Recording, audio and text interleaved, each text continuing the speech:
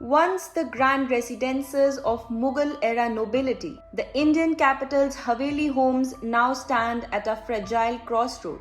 A handful lovingly restored, but many more sliding quietly into ruins. Across Old Delhi, the 17th century walled city founded as the Mughal capital, Shahjahanabad, cracked facades, shuttered gateways, and sagging balconies tell the story of a heritage under siege from neglect, inheritance battles, and relentless urban pressure.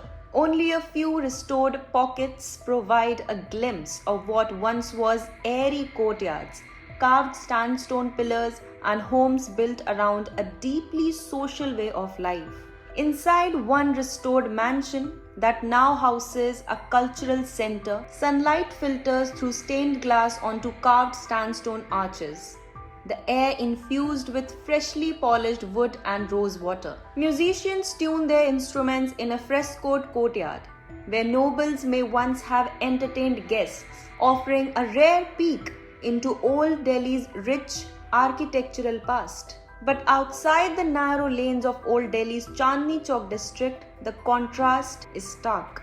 Many havelis are abandoned or on the verge of collapsing, their carved facades fading beneath peeling paint. The contrast reflects two futures, one of careful restoration and the other of gradual decay. So this house is touching about 130 plus years now, and you see that we haven't touched much of the architecture. We haven't disturbed much of the architecture except for the repairs that we keep doing it for maintaining it. And it's been a house for about 5 generations now for us. Ceiling is made up of wood and it is falling now. So we keep now, the flooring you see was of the red sandstone which had started coming off. So we have repaired the floors, we have repaired the doors. Of course, you see, quite a lot of them have are jamming and can't be closed completely.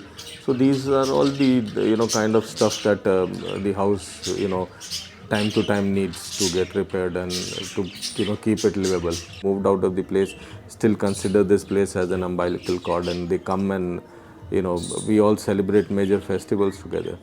So that way we are lucky to, and I honestly feel a little, I take pride in continuing to live here so that it becomes, it remains as people to come back to their roots. It is in a condition of deterioration. That certainly is so, because not much investment has gone into the old city.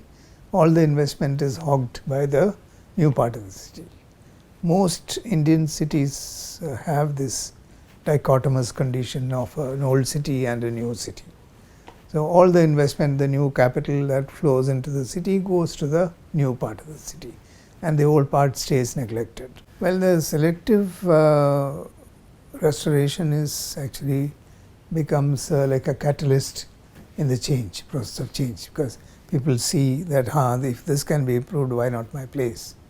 So they start thinking in terms of improvement, and that can actually kind of snowball into a larger movement, One of the main reasons why the havelis are in the shape they are in is because they are all embroiled in legal matters in terms of inheritance and ownerships and so on and so forth.